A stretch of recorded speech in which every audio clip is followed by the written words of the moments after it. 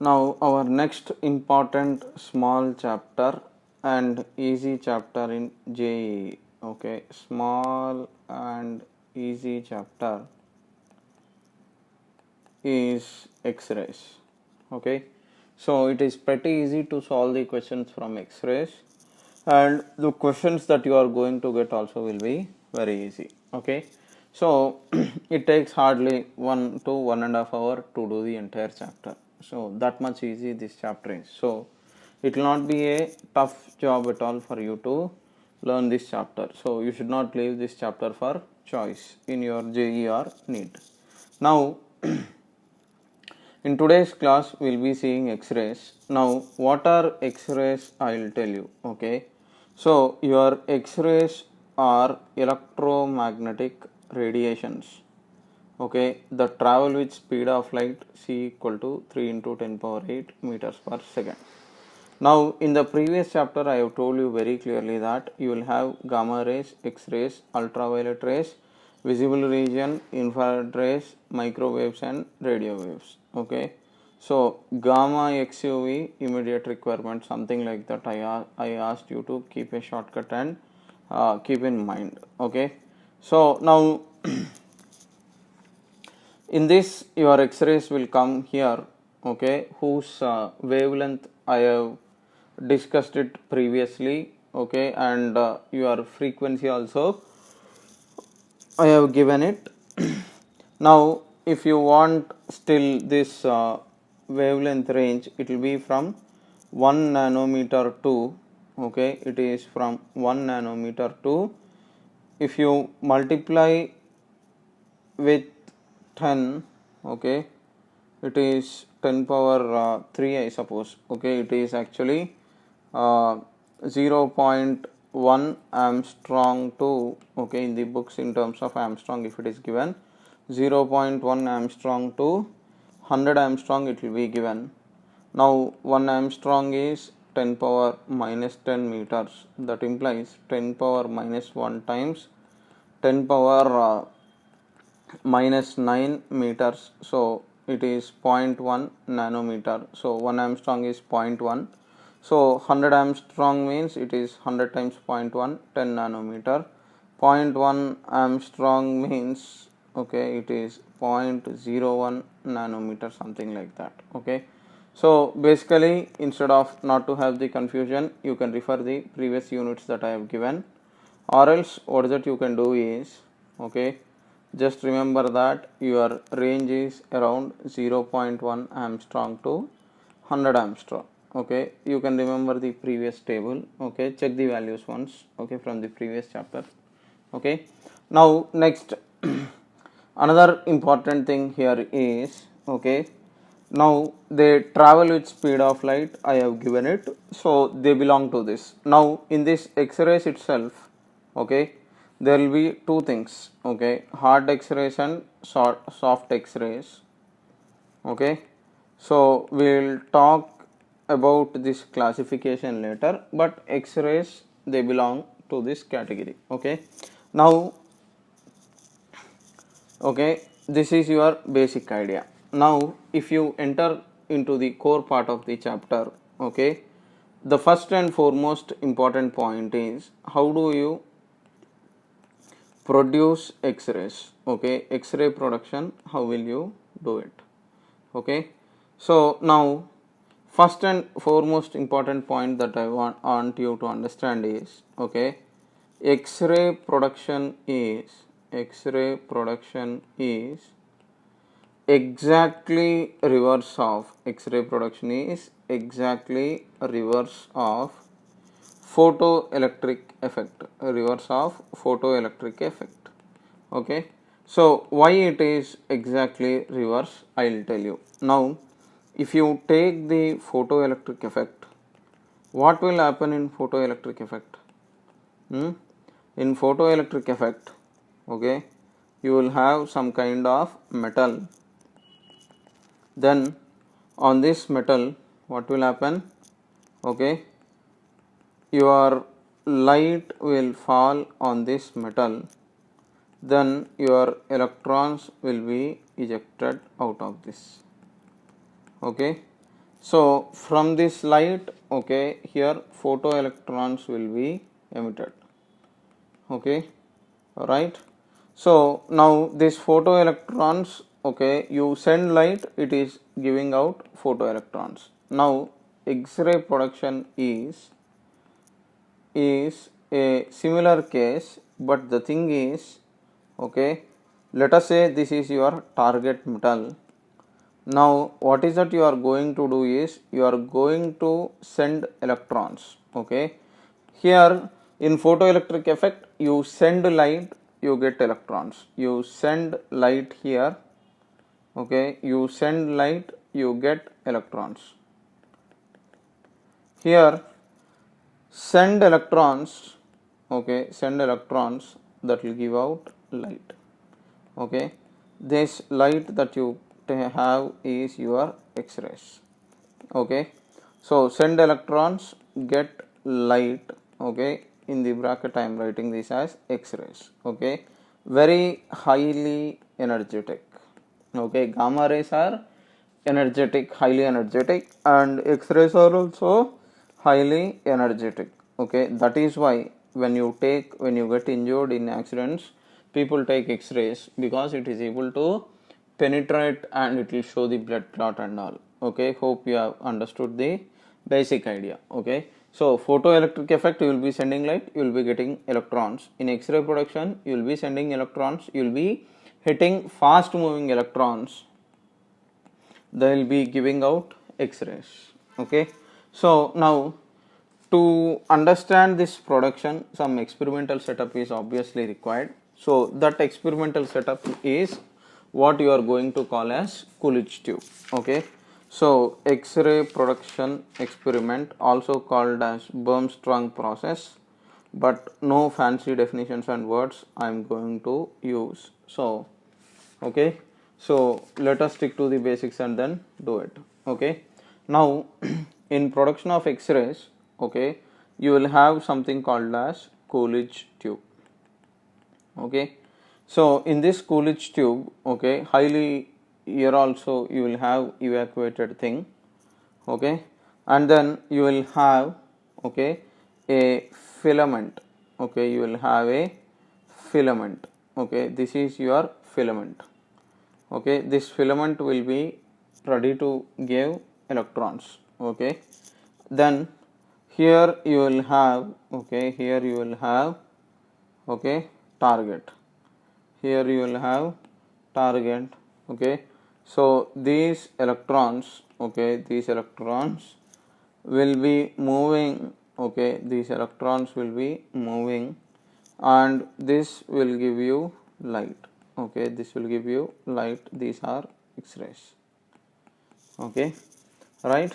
So this is your basic setup and you will have water here as coolant. Why water is coolant, I will tell you. Because when fast moving electrons will hit the target, what will happen is, okay, this target will absorb that large amount of energy because of collisions. So because of which what will happen is it will get heated. So it is kind of uh, temperature generating scenario. Okay, so that is why water will be used as coolant. Okay, so this is your basic setup. Okay, so you will connect this to some battery. Okay, you will provide some potential difference. As a result, what happens if you connect the batteries like this, between this filament and this target, you are indirectly applying potential difference.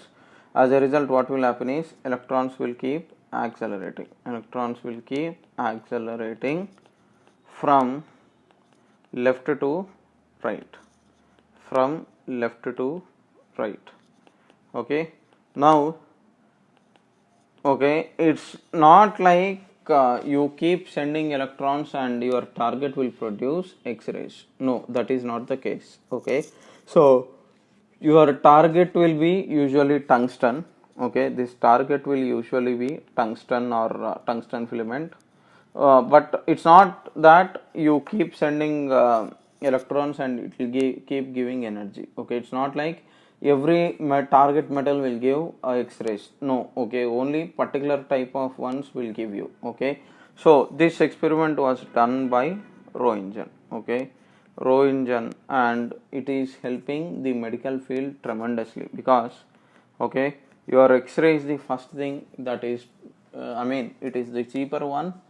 They will take around 300 rupees whenever you have some kind of fracture. Okay, they will not directly go to MRI. First they will always go for X-ray and they will try to do the treatment accordingly. Okay, right now okay, this is your basic setup. Okay, now here okay, when this electron okay, when the electron okay, when the electron strikes target metal, when the electron strikes the target metal, okay, so this target metal you have okay, two possibilities here. Okay, one is the target metal okay, target metal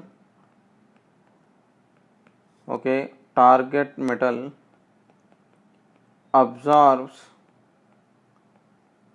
energy okay, by sending electrons to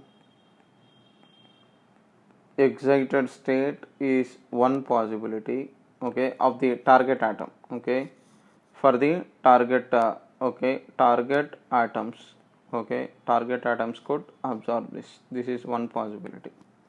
Okay, or else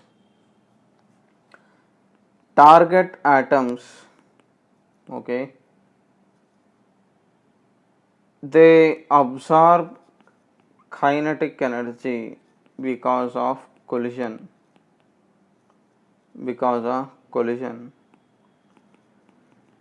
and they transfer okay, and they transfer their kinetic energy to neighboring atoms. Okay, two possibilities will happen. Okay, so when these electrons are sent to excited state okay, when electrons are sent to excited state, you will have characteristic X-rays, and when they are transferred you will have continuous X-rays. Okay, so now coming to each of this in detail okay, okay, how did they come to such conclusion means, first scientists have drawn a graph where intensity versus lambda. Okay, so they have observed that okay, a graph is like this. Okay, the graph is starting like this and there is no continuity and there is some disturbance like this. Now this is your k alpha and k beta line. What is this k alpha k beta? I will tell you. Okay, but scientists, what is that they have done is they have taken intensity on y axis, they have taken wavelength on x axis, and they have done this experiment on some target atom and they have kept sending the electrons. Now okay, each of these terms lambda, min, k alpha, k beta, everything you are supposed to understand. Okay, now okay, first thing is what is this lambda min is what you are supposed to understand. Okay, so your lambda min is okay, your lambda min is okay, okay, lambda min is cutoff wavelength. Okay, cutoff wavelength are also called as threshold wavelength. Okay, threshold wavelength. Now what is this cutoff wavelength or threshold wavelength is okay, it is minimum wavelength. Okay, it is the minimum wavelength below which no X-rays are emitted, below which no X-rays are emitted. Okay, so you apply okay, you apply some energy. It's, I told you, it's not like you keep sending any kind of electron that and your target metal should give the radiation. No, that will not happen. Okay, these electrons must have particular energy. Okay, so you keep sending as you wish. The target metal, its duty is not producing X-rays. Okay, minimum values, cutoff wavelengths, like how for photoelectric effect you have threshold wavelength and threshold frequency. Here also for this radiation, okay, for X-ray radiation you will have cutoff wavelength here also, okay, right. Next, what is this K alpha and K beta? I will tell you. Now if you look at this graph, okay, if you look at this graph, okay, you have continuity here, okay, here also it is continuous, here also it is continuous, but these two peaks, okay, they are not so continuous, sudden change, okay, at peaks sudden change is there, okay. Now scientists have found out this experimental analysis, or after doing the experiment, if they have tried to draw a graph, they got a graph like this. Now people initially thought, okay, yes, from this graph I can say that I am supplying fast moving electrons and X-rays are being produced. But if you look at the curve, some sudden sharp peaks are actually changing. Now you need to justify it.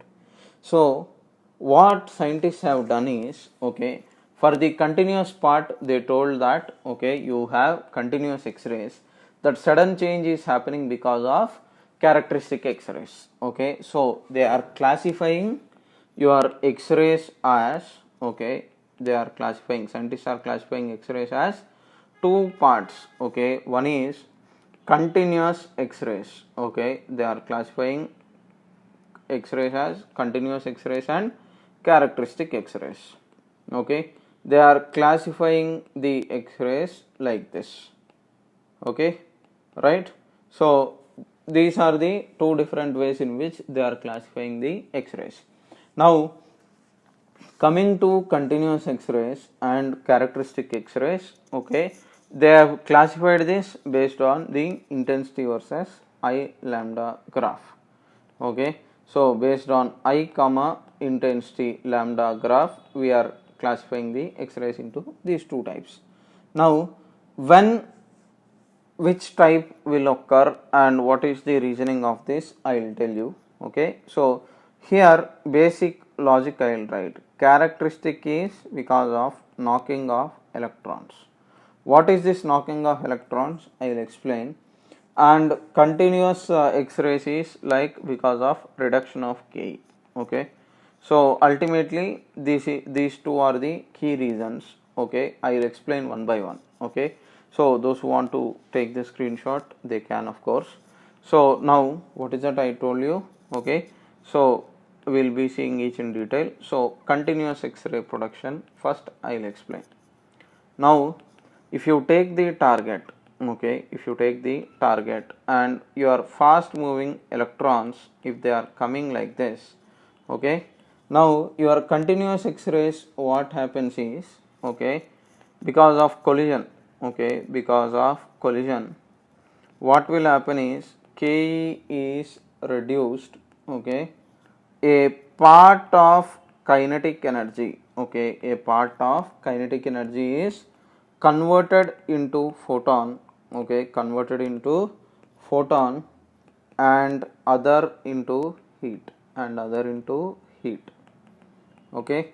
So what is my point? You are bringing some few joules, 100 joules say for example, and if 80 joules will go as heat, 20 joules will come out as lighter, okay, or if 20 is observed as heat, 80 will come out as light, okay. That depends upon the efficiency, okay.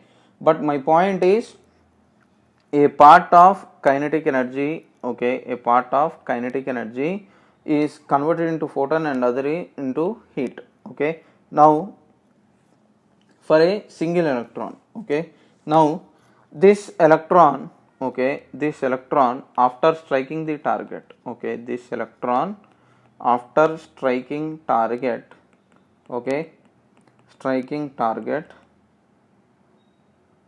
if it still has left out, if it still has left out Ke, okay, still it has left out Ke, it will collide further, okay, it will collide further, okay. So that will happen, okay. So this is your basic idea of continuous X-rays. Okay, so if you try to take the wavelength lambda, okay, lambda of radiation emitted, lambda is equal to hc by energy. Okay, this E is what energy that is actually getting converted into photon. So this E can have, okay, E range between, E can have some range of, okay, that photon can have any range of 0 to some few electron volt, okay, some electron volt, okay, it can have 0 less than E will have some definitely energy, because what is this light's energy.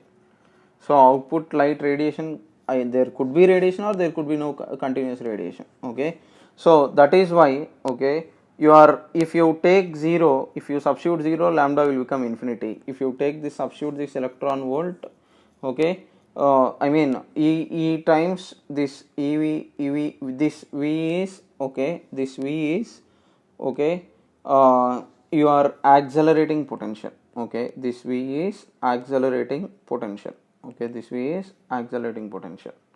Okay, so my point is, okay, this V is accelerating potential. My point is, okay, if you take this energy, okay, it is either between 0 or some E times accelerating potential value. Now from this you can say that your lambda value will be 0 less than, okay, your lambda value is 0 less than hc by ev.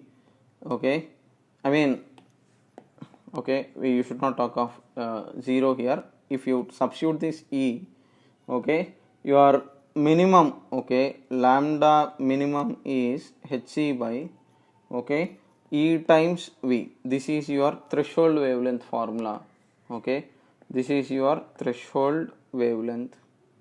Okay, and here hc value 1240 electron volt nanometer, V is accelerating potential.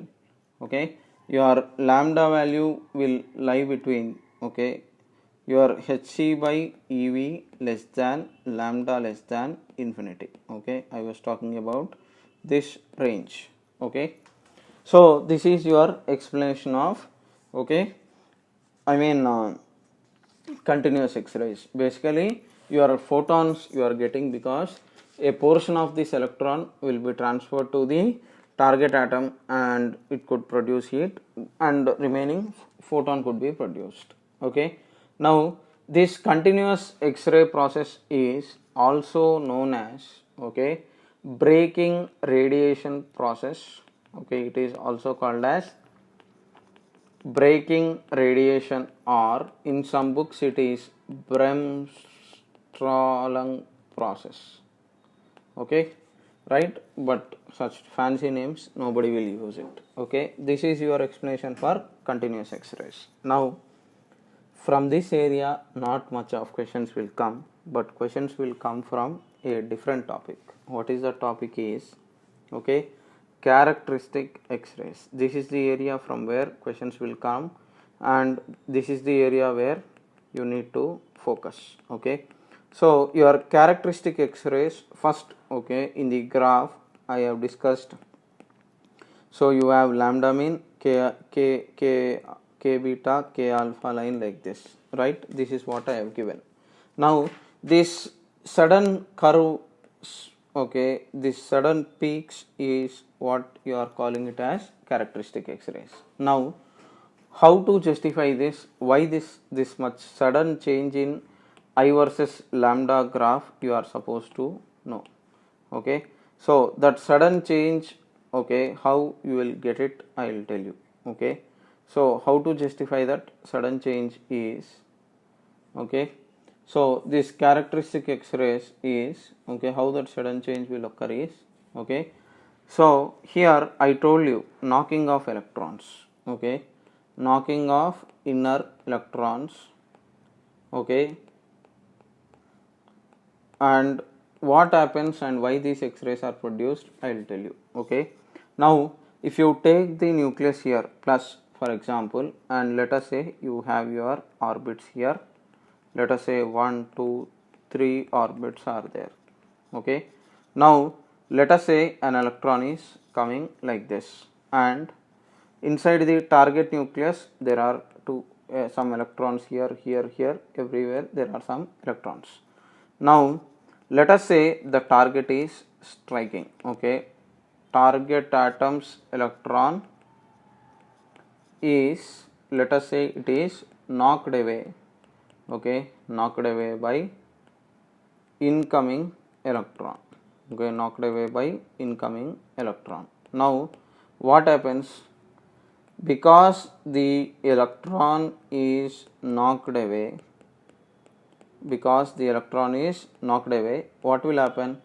A vacant site will be created.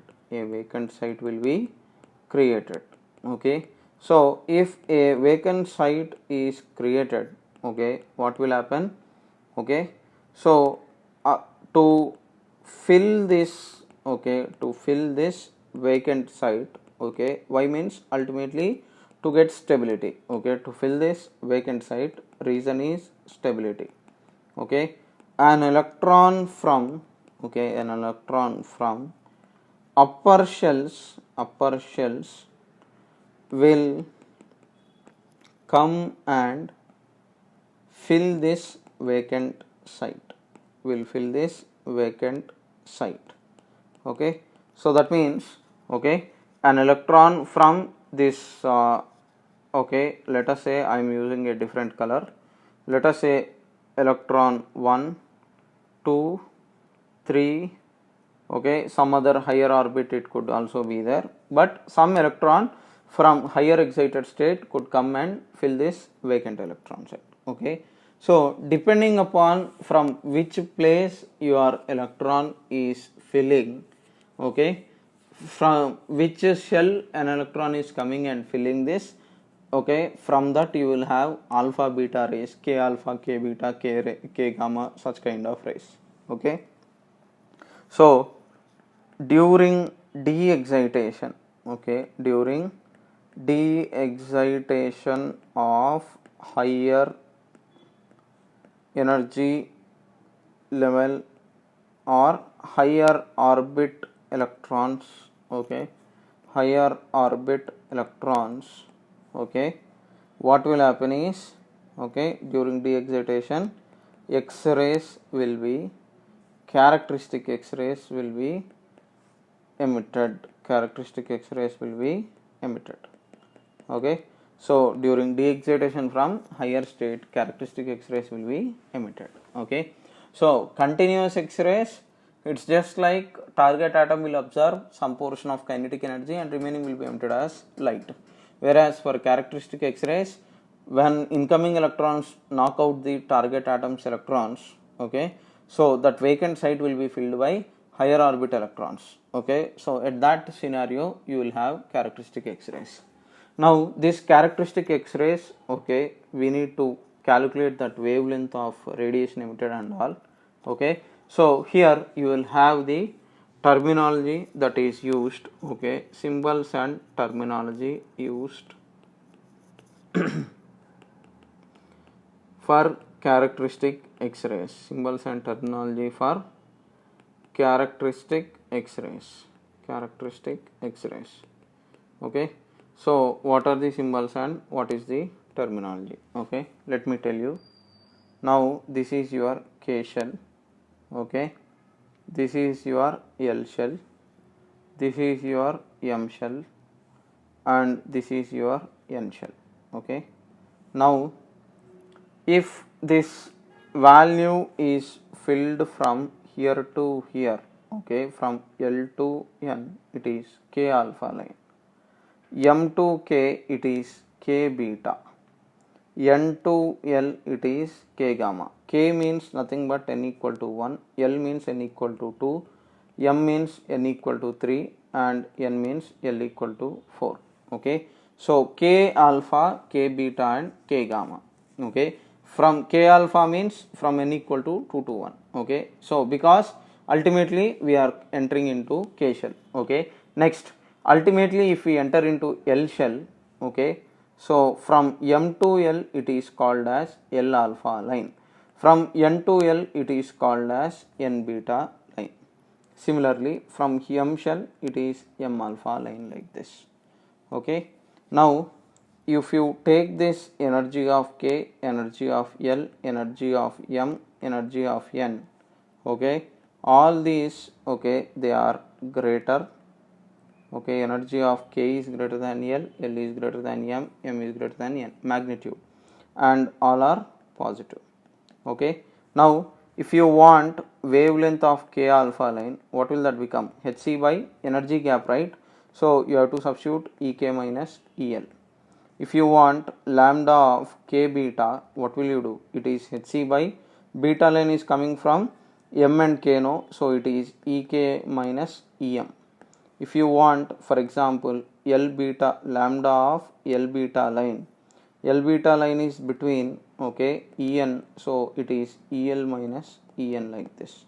Okay, so what is asked, accordingly you have to substitute. Okay, these wavelengths are only called as characteristic wavelength. Okay, this you have studied in Bohr's orbit.